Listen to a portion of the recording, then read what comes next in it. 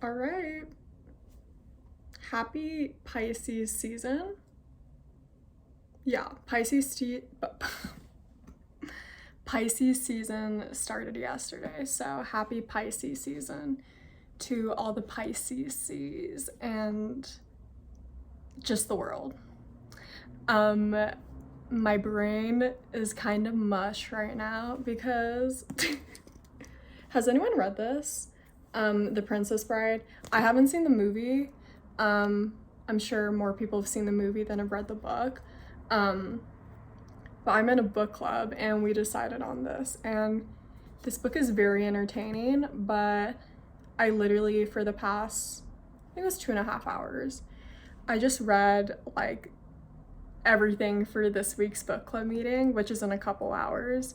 So my brain is a little tired, and I've been up to other things today too. But before I dive into the video, I just wanted to give a little haul because I think it would be fun to, I guess, review these books at some point. We'll see. But yeah, I got this book, Earth Power, by Scott Cunningham. This is a book about earth magic. This book I'm like so weirdly excited about. It's called Power of the Psalms by Anna Riva. Sorry, Queen, I don't know how to say her name. I do not identify as Christian, and I was in the Christian church for a while when I was younger. How long? Like six years. And yeah, I was looking up practical magic books yesterday. I was on like Reddit threads, and this book was recommended, and the person who like wrote it in the comments of the thread was like, a lot of, how do they even phrase it? A lot of people who practice magic don't like incorporating like Christianity into it, I guess. But I like don't even know I'm so excited for this. Like I obviously some of the psalms are very like the verbiage, is that even the right word to use? The language is very like Lord, God, and I think for a while, and I think it's common for people in Gen Z, like it's not really popular to like religion, and I've just become like obviously quite spiritual in the past few years, and like for a while I just like wouldn't say I like believed in God, but I do believe in like a higher power. I call it source, creator. There's like other names too. And I reached a point where I'm like, we're all basically talking to the same person. I mean, if you're someone who, you know, believes in a higher power, the way I see it, we're all talking to the same person. So if it's gonna be gendered as a man, I'm kind of like, I'm fine with it. But yeah, these are like, let me see if I can find an example. There's just something like so cool about this book. It has like a bunch of different situations that you could be encountering in your life, and different psalms to like, I know it sounds really religious, but if you look up the other books by this author, she does like candle magic books, and I also saw like an incense magic book today. So like, I don't know. I'm just curious, and I'm intrigued, and I'm interested. And then I also saw this book, and I kind of liked it because it was like zine vibes. Like it was only $7, and I don't know, some like every time I go to a metaphysical store, I'll like, not every time, but when I'm looking for a book, I'll like rifle through them, and it just, it's just overwhelming. The idea of reading like 400 pages and like, I don't know. Reading is like challenging, right? Like it needs to feel manageable and doable.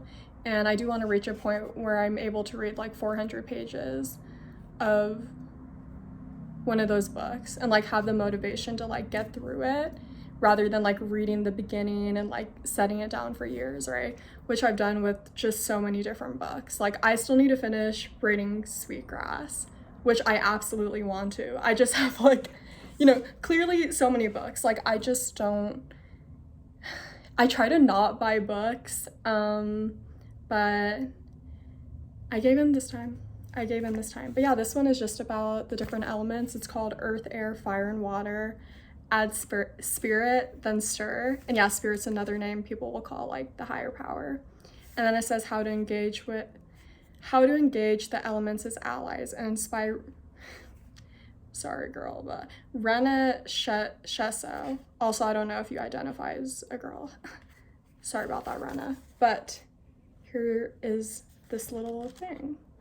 Yeah, it's like, it's so zine vibes, but it's like, it's well made, it's sturdy. Anyway, that is a little haul I had. Also, here's Todd. Don't worry, everyone, Todd is here with me. Maybe I could. Okay, this is gonna be hard to maintain the whole video. I'm gonna do my best. Yeah, there you go.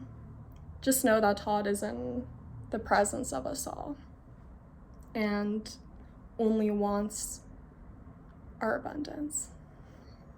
Give me a second. Like, it's been about a week since I filmed the last video and I'm getting that out of breath issue again. Bear with me.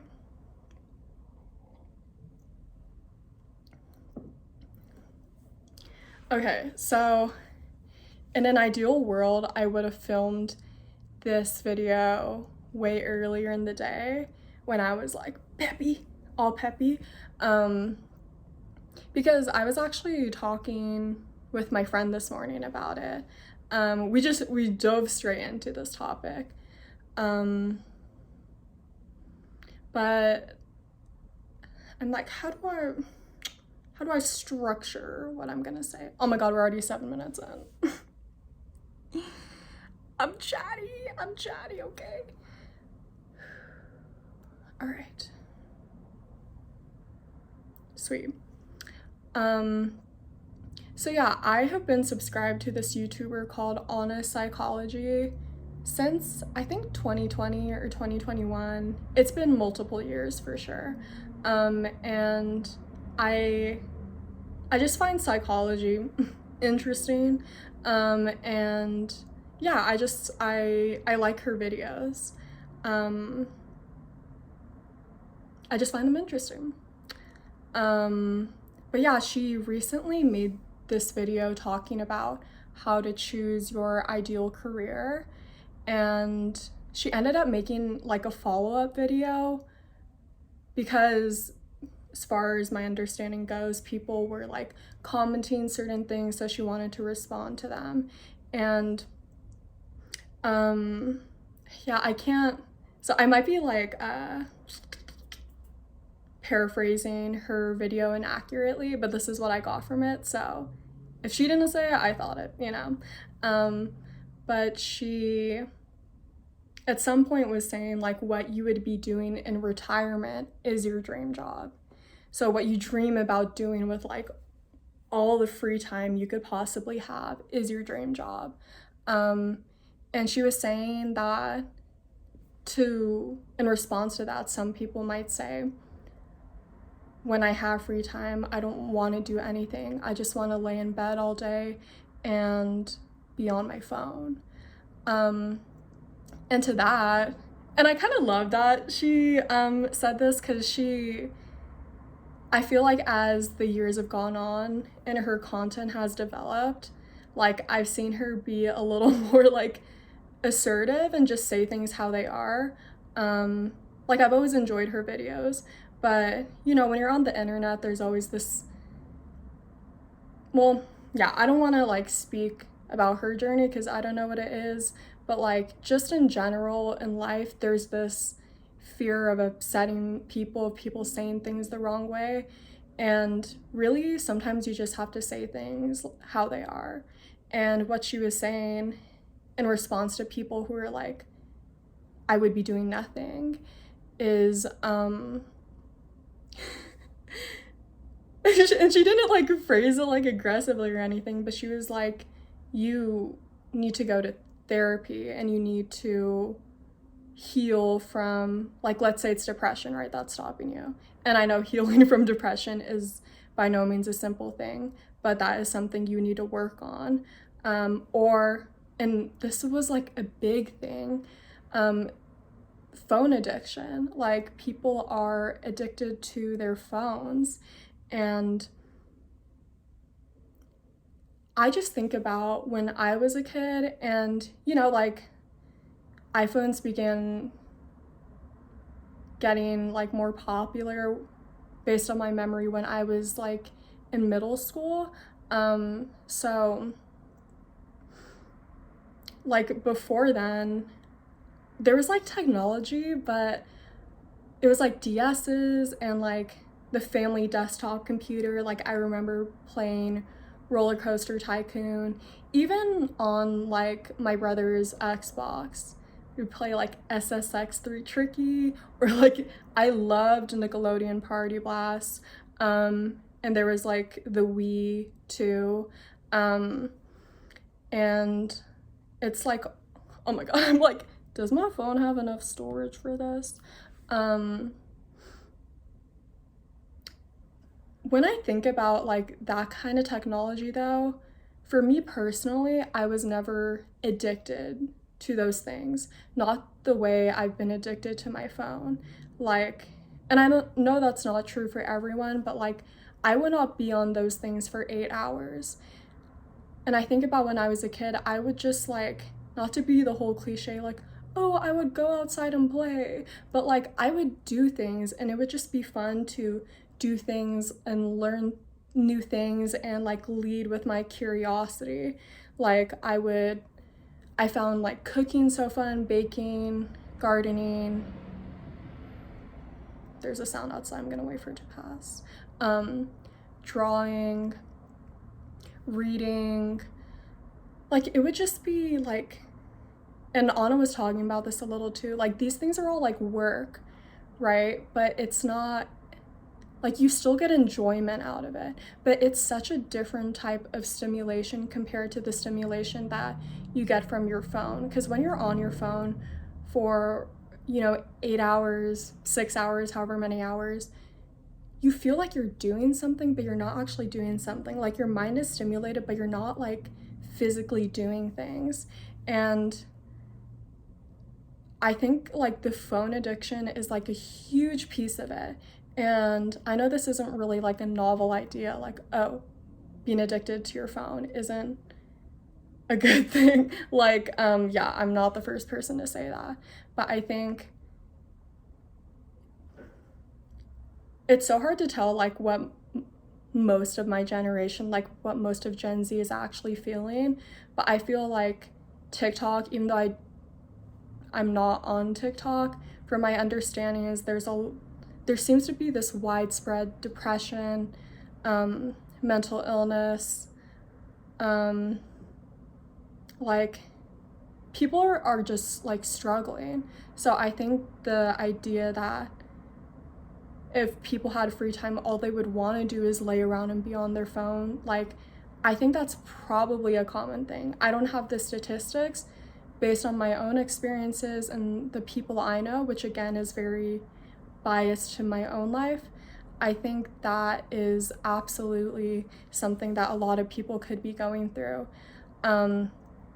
And I just, when I think about my phone habits, even though, like, don't get me wrong, this is still something I'm working through, I think the majority of people I know seem to be way more addicted to their phones than I am. And I used to be at that place, but I have done work to not be. And yeah, maybe that's something I could talk about in another video. Ooh. But just for like some brief ideas of the habits I have. A big thing for me actually is like not being on my phone first thing in the morning. Like, you know, when you wake up and you, like, this was a big thing for me. I got like an old school alarm. I went to the thrift store and I got just like an alarm because I was using my phone as an alarm, which meant first thing in the morning, you know, I would turn off my alarm and I would see these notifications. And having just this alarm even it still takes conscious effort on my end to not immediately go to my phone, but it adds like an extra step in between because it's so challenging if you immediately see those notifications. That's already your brain being stimulated first thing.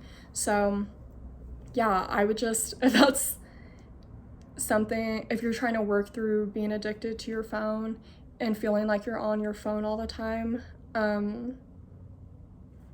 there is just a little tip, using a old-fashioned alarm. But yeah, like, I'm probably gonna talk about inner child work in like every video, to be honest, but if you're having trouble connecting to your inner child and you know what, because if you think about what your inner child likes to do, it's like that was what you liked to do as a kid. And interests do change over time, but like for me, I just remember it used to be so fun to learn new things and just play, like just play. And I think the phone addiction actually is a huge thing keeping us from connecting to our inner child. Yeah, and even though it's not this like novel idea, it was almost like hearing Anna repeat it it just like illuminated a piece of the puzzle for me. But in any case, I don't know how to end this. I just wanted to share that, and I'll link Anna's video below. Anna is doing amazing, and it's been so wonderful to see her develop in terms of her profession. Yeah, I didn't realize, and I know this shouldn't be surprising, but like that she receives nasty comments, because I'm like, this is someone providing like free psychology content, and she just has this vibe where you know she's not like in it to be like an influencer, and it's just disappointing. It's disappointing to hear that people will leave nasty comments to her. And yeah, so just wanted to, I guess, send some love her way as I'm mentioning her already. But in any case, have a wonderful day.